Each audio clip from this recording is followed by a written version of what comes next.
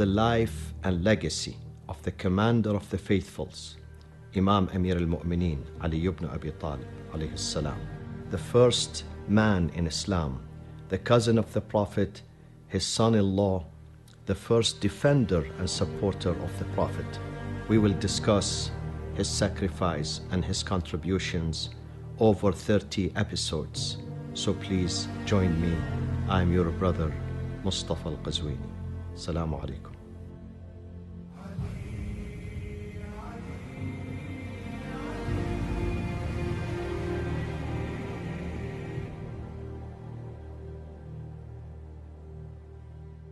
بسم الله الرحمن الرحيم الحمد لله رب العالمين الحمد لله الذي هدانا لهذا وما كنا لنهتدي لولا أن هدانا الله. In the name of Allah, the most merciful, the most compassionate, all our praise and our gratitude and our thanks to our beautiful Lord, merciful Lord, compassionate Lord, the Lord of wisdom, the Lord of mercy, the Lord of forgiveness, the Lord who endowed us with a reason, with a brain, to fathom, to understand, to investigate, to read, to compare, and to reach the right conclusion, as He promised, وَالَّذِينَ جَاهَدُوا فِينَا لَنَهْدِيَنَّهُمْ سُبُلَنَا. If you work hard to find the truth, we will help you to reach your destination and your goal. May His peace and blessings be upon all the messengers, the prophets, who were patient with us, with the humanity, who worked very hard. They were striving to bring us the truth and justice. May His peace and blessing be upon the seal of the messengers, Muhammad sallallahu alayhi wa alihi wasallam, and upon his family and his righteous companions. May the peace of the Lord be with you all, my friends, my brothers, my sisters. Assalamu alaikum wa rahmatullahi wa barakatuh. So how did Uthman become the caliph? We're going to speak about Imam Ali and his role during the reign of the second caliph, Uthman ibn Affan. Before the death of Umar ibn al-Khattab, he decided that 6 people have to be nominated, and then if they are divided into 2 groups, 3 by 3, you choose the group that has Abdurrahman ibn Auf. So Abdurrahman ibn Auf comes to Imam Ali and he says to him, I pay allegiance to you provided that you rule by the book of God, the sunnah of the Prophet, and the seerah, the tradition of the Shaykhain. Shaykhain being Abu Bakr and Umar. Imam Ali said, I rule by the book of God and the sunnah of the Prophet, but not the tradition of Abu Bakr and Umar, because nowhere in the Quran or the hadith of the Prophet that we have to abide by the tradition of Abu Bakr and Umar. So he turned to Uthman, he said, I pay allegiance to you, O Uthman, provided that, Uthman being his cousin, by the way, the cousin of Abdurrahman ibn Auf, provided that you rule by the book of God, the sunnah of the Prophet, and the seerah of Shaykhain. Uthman said, yes, I will do. So he paid allegiance to him, and the rest in this consultative, body, or the nominees, they paid allegiance to Uthman, and Uthman wins the presidency and the caliphate. And they brought him to the mosque, and he sat exactly in the same position of the Prophet on the pulpit. Before him, Abu Bakr and Umar would sit one step down, but when Uthman came, he sat exactly in the same spot of the Prophet. And he addressed the community. He said to him, listen, I'm not a good speaker. I'll try my best. And he outlined his policies. But then the major achievements of Uthman ibn Affan was to enable Bani Umayyah, his clan and his family, to take over. And they swept the entire government. For the very first time in the history of Islam, after the Prophet ﷺ and the reign of the two caliphs, Abu Bakr and Umar, now Bani Umayyah, they completely swept the government. They occupied all positions in the government. He loved his family, Bani Umayyah. He was loyal to them. He was obsessed with them. And he allowed them to take over. And Bani Umayyah were not fair and just rulers. Bani Umayyah, in their turn, they were obsessed with the dunya. They were enchanted and fascinated by the dunya. The last thing in their mind was to serve Islam. The first thing in their mind was to acquire wealth and to rule and to dominate. So power and authority were their two favorite things. And these things happened under the time of Uthman ibn Affan. And that made the Muslim Ummah very resentment, very unhappy, because it exacerbated the economic disparity in the Ummah, which already exists. But then during the time of Uthman, this disparity, this division between the haves and the have-nots increased and exacerbated. And some of Bani Umayyah became terribly, terribly rich at the expense of the rest of the community, the Ummah. Economic corruption was widespread. Even the treasurer, who was working for the government, one day he said, I can't take this anymore. I can't take it, Uthman. I can't give all the wealth to your relatives. We have to give some wealth to ordinary people who deserve it. We have many poor, many needy, many homeless. Uthman said to him, listen, I appointed you in this position. You have to listen to me. You work for me. إنما أنت خازننا والمال مالنا. The wealth is my wealth. I know what to do with it. So the man came to the mosque of the Prophet carrying the keys to the treasury. He said, all this time I've been thinking that I'm working for Islam and the Islamic government, the Islamic Caliphate. Now I realize today the Caliph is telling me that the wealth is his wealth and I'm working for him personally. And I don't like to do this. Here you are, the keys. Take it. I don't want to be the treasurer. Many good companions of the Prophet, the honest ones, including Imam Ali, they kept advising him, Uthman, don't do this. Uthman, this financial and economic disparity is going to bring damnation to our community, to our state. So stop doing that. Ammar ibn Yasir was telling him this. Abu Dhar al-Ghifari was telling him this. Many others, senior companions of the Prophet, were advising him, but to no avail. Because Uthman was weak and emotional, and he surrendered completely to his family, to his clan. And he allowed them to play, left and right. He allowed Bani Umayyah to capture the entire state.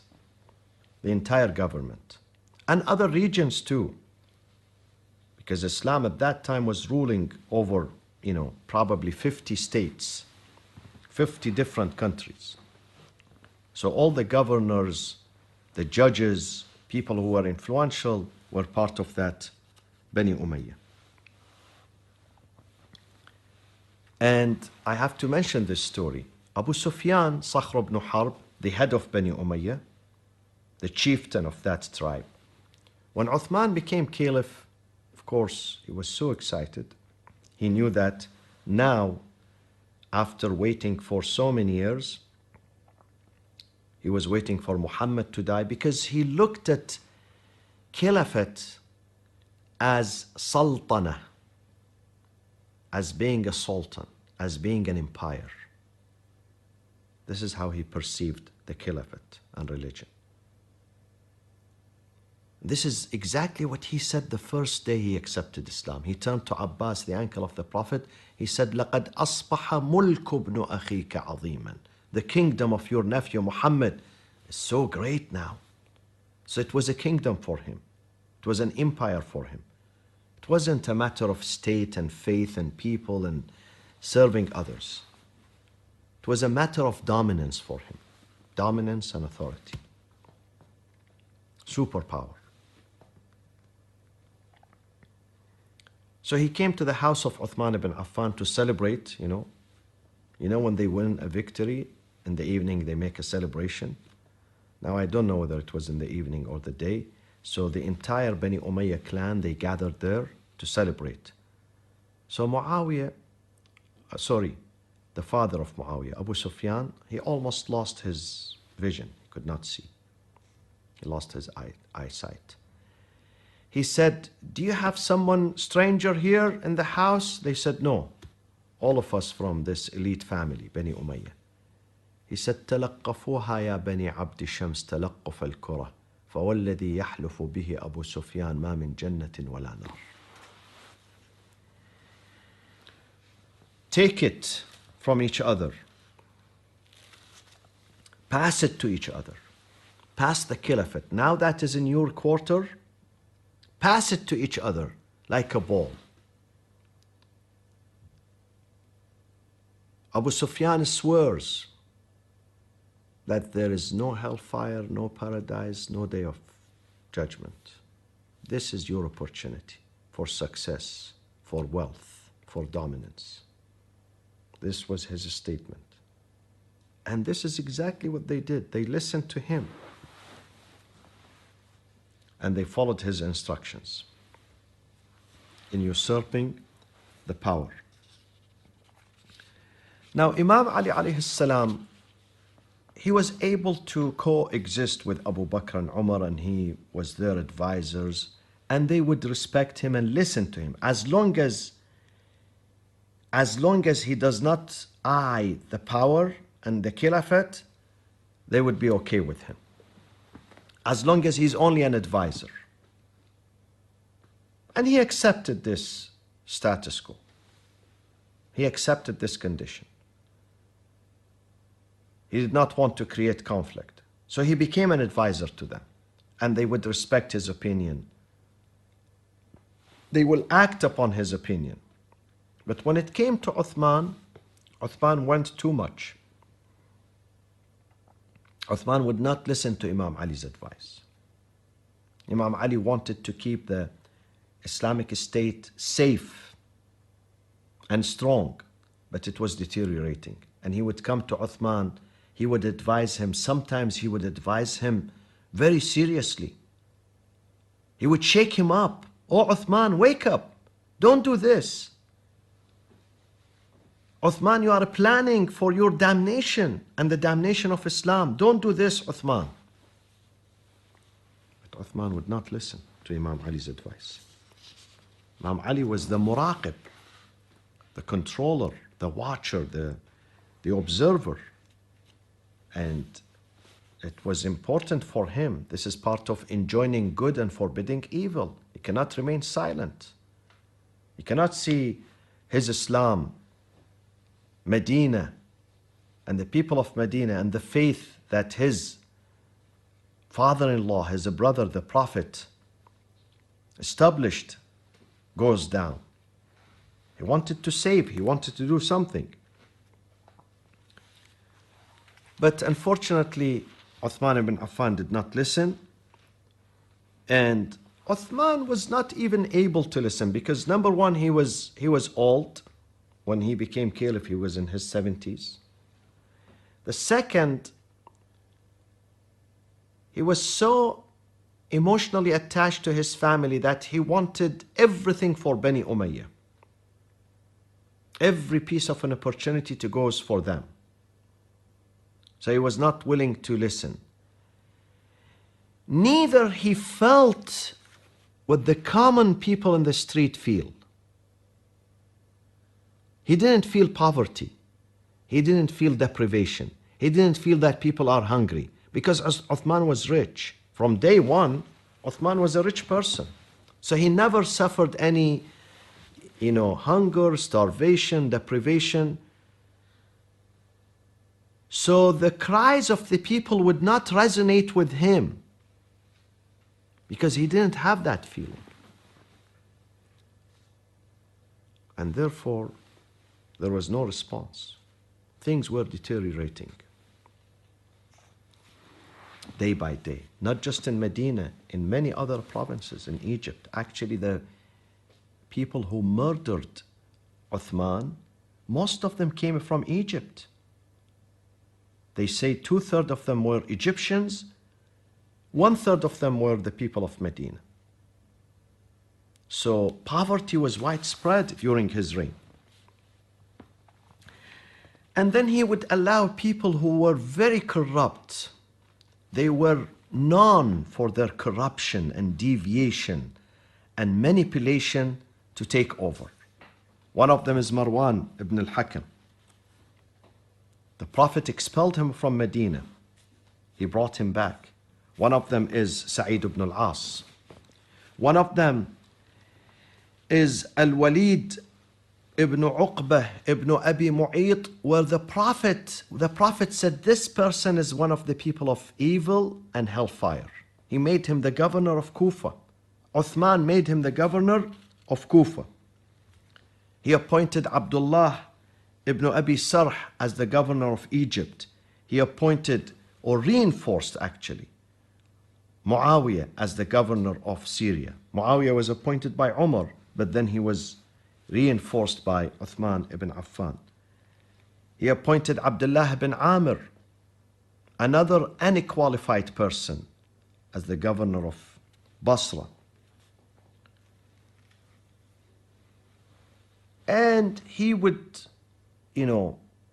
given himself to Marwan ibn al-Hakam. Marwan was very cunning, shrewd politician, someone who didn't like Islam from day one. He's from the family of Marwan.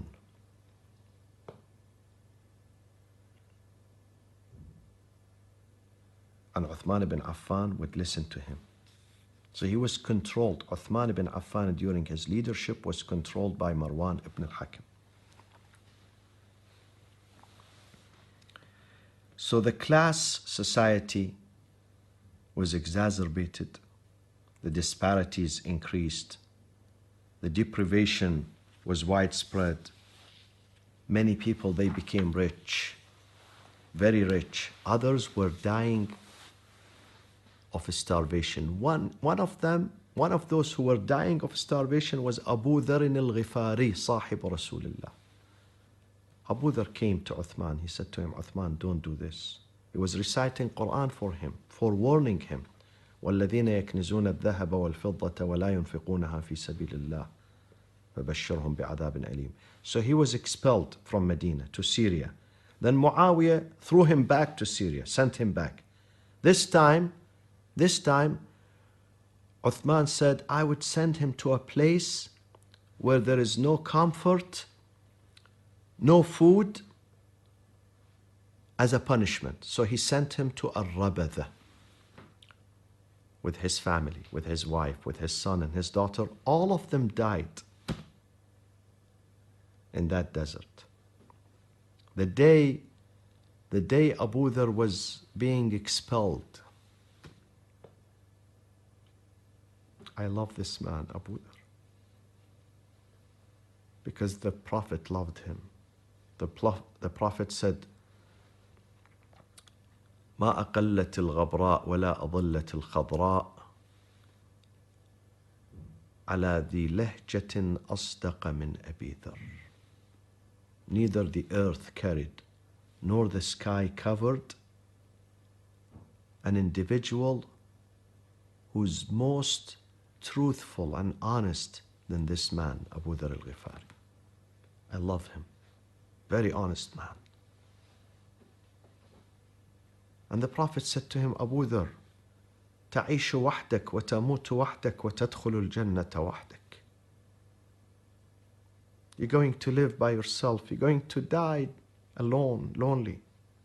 And this is what happened. At the time of his death, only his daughter was sitting next to him. He died of starvation. And you're going to make it into paradise just by yourself. So when he was leaving Medina, Imam Ali came to him, bidding farewell with his two sons, Hassan and Hussein, and Aqil ibn Abi Talib, and Abdullah ibn Ja'far ibn Abi Talib. Those people, the few of Bani Hashim, they came to bid farewell to Abu Dhar. Imam Ali said to him, Ya Aba Dhar, إنك غضبت لله فارجو من غضبت له. Your frustration, your revolt was for the sake of God. So seek God only as a reward for what you did. إن القوم خافوك على دنياهم وخفتهم على دينك. Those people, they are expelling you because they fear for their caliphate, for their seat. But you feared them because they were corrupting your faith, your religion. They feared you because of their life, this life, lower life. You feared them because of your hereafter. فَاتْرُكْ فِي أَيْدِيهِمْ مَا خَافُوكَ عَلَيْهِ. Leave them. Let them enjoy this dunya. وَاحْرُبْ بِمَا خِفْتَهُمْ عَلَيْهِ. And take with you your faith. Keep it safe. Keep it safe from their corruption. فَمَا أَحْوَجَهُمْ إِلَى مَا مَنَعْتَهُمْ. They are the ones who need what you have. وَمَا أَغْنَاكَ عَمَّا مَنَعُوكَ. You are rich and self-sufficient. You don't need what they took away from you. وَسَتَعْلَمُ مَنِ الرَّابِحُ غَدًا وَالْأَكْثَرُ حَسَدًا. You will see who's going to win. And you will see the fate of those corrupt, of those jealous. These words were soothing word for Abu Dhar al-Ghifari. He left and he died as a result of the corruption taking place under the reign of the third caliph. My friends, this is a history. We need to go back to it. Again, now the Shias and the Sunnis, as Shias and Sunnis, we have to reach out to each other. We have to establish a brotherhood and understanding and unity and respect and cooperation. We must do that. This is our destiny and our fate. But that does not forbid us from knowing what happened. Let's know what happened. Yes, let's not these things, what is happening, or this knowledge or this discovery, let's not this one divide us. We shouldn't be divided. Actually, these things should get us closer to each other. When we know where we stand, the Shias, they know where the Sunnis stand, and the Sunnis know where the Shias stand. We need to clarify misconceptions. But if we sweep it under the rug and we accuse each other of hating each other, this is not going to solve the problem. Only when we know what happened in early Islam and why we have this dichotomy, why we have these two groups, what happened, what led, We need to search for the real reason, not the artificial one, real reason. And you can't find the real reason unless you investigate. This is an impetus for us to go and do further investigation. So we can get together after that. We can get together and strengthen our internal platform and respect each other under one banner, the banner of La ilaha illallah Muhammadun Rasulullah sallallahu alayhi wa sallam. Assalamu alaikum wa rahmatullahi wa barakatuh.